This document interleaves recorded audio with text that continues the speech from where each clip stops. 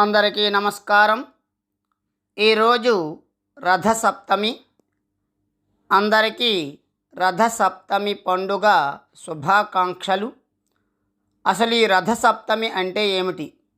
ఈ పండుగను ఎలా జరుపుకుంటారు? అన్ని విషయాలు ఈ వీడియోలో చెప్పుకుందాం. హిందువులు మాఘ శుద్ధ సప్తమి రోజు రథసప్తమి పండుగ జరుపుకుంటారు. సూర్యభగవానుడు వేరు, సూర్యగ్రహము వేరు. సూర్యభగవానుడు కశ్యప మహాముని కుమారుడు, తేజోవంతుడు, దేవతామూర్తి. లోక సాక్షి అయిన ఆ సూర్యభగవానుని అర్చించి ఆయన కరుణ కటాక్షాలను పొందే సుదినమే మాఘ శుద్ధ సప్తమి. అదే ఆయన జన్మతిథి రథసప్తమి. రథసప్తమి రోజు సూర్యుని ఆరాధించడం వల్ల 7 జన్మల పాపాలు తొలగిపోతాయని అంటారు. రథసప్తమి విశిష్టత.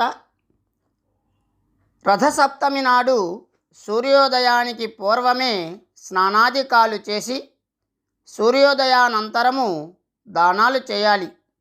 ఈరోజు సూర్యభగవానుని ఎదుట ముగ్గు వేసి ఆవు పిడకలపై ఆవు పాలతో పొంగలి చేసి చిక్కుడు ఆకులపై ఆ పొంగలిని ఉంచి ఆయనకు నివేదన ఇవ్వాలి.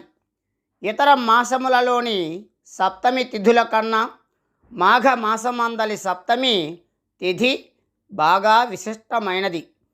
సూర్యుని గమనం 7 గుర్రములు పూంచిన బంగారు రథము మీద సాగుతుందని వేదము హిరణ్యయేన సవితారథేన అని తెలుపుతుంది. సూర్యగమనం ప్రకారము ఉత్తరాయణము, దక్షిణాయనము అని 2 విధములు. ఆషాఢ మాసము నుంచి పుష్యమాసము వరకు దక్షిణాయనం.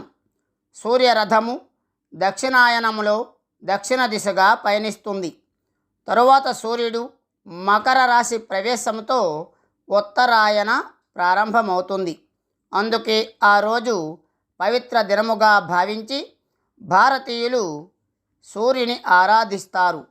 భా అంటే సూర్యకాంతి, కతి అంటే సూర్యుడు. కావున సూర్యుని ఆరాధించు వారందరూ భారతీయులు. మాఘ శుద్ధ సప్తమి సూర్యగ్రహణంతో సమానం.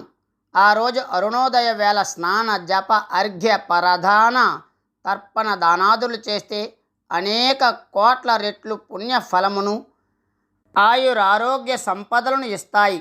సప్తమి నాడు షష్ఠి తిథి కూడా ఉంటే షష్ఠి సప్తమి తిథుల యోగమునకు పద్మము అని పేరు. ఈ యోగము సూర్యునికి అత్యంత ప్రీతికరము. ఆ సమయాన 7 జిల్లేడు ఆకులను ధరించి నదీ స్నానము చేసినచో 7 జన్మములలో చేసిన పాపములు నశిస్తాయని గర్గ మహాముని ప్రబోధము అని చిలకమర్తి తెలియజేశారు. జిల్లేడు ఆకుకు అర్మపత్రము అని పేరు. సూర్యునికి అర్మహ అని పేరు. అందువలన సూర్యునికి జిల్లేడు అంటే మిగులు ప్రీతి. 7 జిల్లేడు ఆకులు సప్తాశ్వాసములకు చిహ్నం మాత్రమే కాక 7 జన్మములలో చేసిన పాపములను 7 రకములైన వ్యాధులను నశింపజేస్తాయి. ఈ జన్మలోని జన్మాంతరంలోనూ 2, మానసిక వాచిక శారీరక 3, తెలిసి చేసేవి తెలియక చేసేవి 2, కలిపి మొత్తం 7 పాపములు 7 రోగాలకు కారణములు.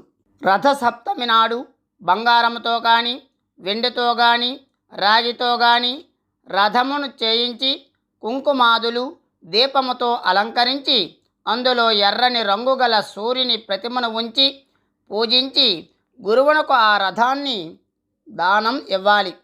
ఆ రోజు ఉపవాసము ఉండి సూర్య సంబంధమగు రథోత్సవాది కార్యక్రమములను చూచుచూ కాలక్షేపం చేయాలని.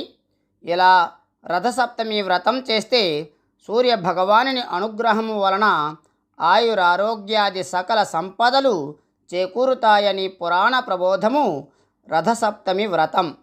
మన సంప్రదాయమున నిలిచి ఉండు భారతీయతకు చిహ్నము.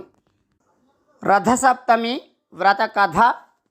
భవిష్యోత్తర పురాణములో రథసప్తమి వ్రత విధానాలు, విశేషమైన వర్ణనలు ఇవ్వబడ్డాయి. ఈ వ్రతకల్పాన్ని గురించి అడిగిన ధర్మరాజునకు శ్రీకృష్ణుడు ఎలా తెలియజేసెను. పూర్వము కాంభోజ దేశమున యశోధర్ముడను రాజు ఉండెను. అతనికి ముదిమి ముప్పున ఒక కుమారుడు కలిగెను. ఆ కుమారునికి ఎప్పుడునూ రోగములు వచ్చేటివి. తన కుమారునికి వ్యాధులకు కారణమేమని రాజు బ్రాహ్మణులను అడిగెను.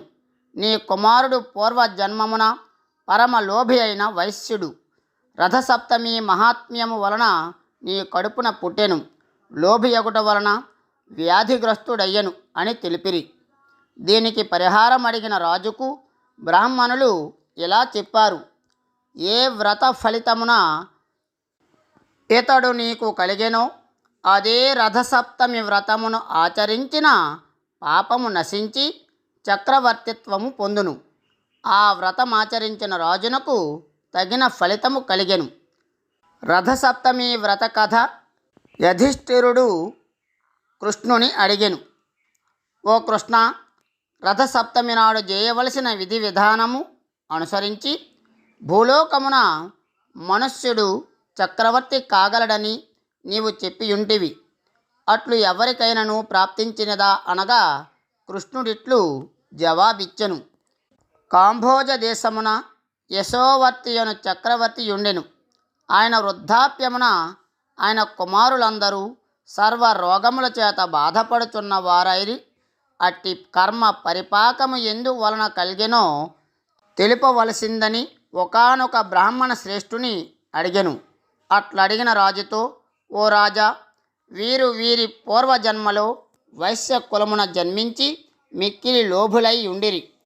అందుచేత వీరిట్టి రోగములకు గురి కావలసిన వారైరి. వారి రోగ నివారణకు రథసప్తమి రోజున జరుగు కార్యక్రమమును చూడవలెను.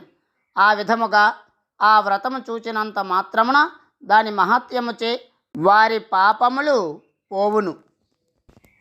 కావున వ్యాధితో బాధపడుతూ ఉన్న వారిని తీసుకుని వచ్చి ఆ వ్రత వైభవం వారికి చూపవలెను అని బ్రాహ్మణుడు చెప్పగా రాజు, అయ్యా, ఆ వ్రతం ఎట్లు చేయవలెనో దాని విధి విధానమును తెలుపమని ప్రార్థించెను. ఇలా ఆ విషయాలను తెలుసుకొని ఆ ద్విజోత్తముడు సర్వ విషయములను చెప్పి తన దారిని తాను పోయెను. రాజు ఆ బ్రాహ్మణ శ్రేష్ఠుడు ఉపదేశించిన రీతిగా ఆచరించి సమస్త సౌఖ్యములను అనుభవించెను. ఈ విధముగా రాజపుత్రులు చక్రవర్తిత్వమును పొందిరి. ఈ కథను భక్తితో ఎవరు విందురో వారికి భానుడు సంతసించి మంచి ధనధాన్య సంపదలను ఇచ్చును. ఈ విధముగా రథసప్తమి రోజున ఎవరు ఈ పుణ్య కార్యాలను చేస్తారు, ఈ వ్రతాన్ని ఆచరిస్తారు, వారికి సుఖ సంపదలు, అష్టైశ్వర్యాలు కలిగి ఆరోగ్య ప్రాప్తి కలుగుతుందని మన పురాణాలు తెలియజేస్తున్నాయి. ఈ వీడియో మీకు నచ్చినట్లయితే లైక్ చేయండి, షేర్ చేయండి, సబ్స్క్రైబ్ చేయడం మాత్రం మర్చిపోవద్దు. పక్కనే ఉన్న గంట సింబల్ని నొక్కండి. ధన్యవాదములు.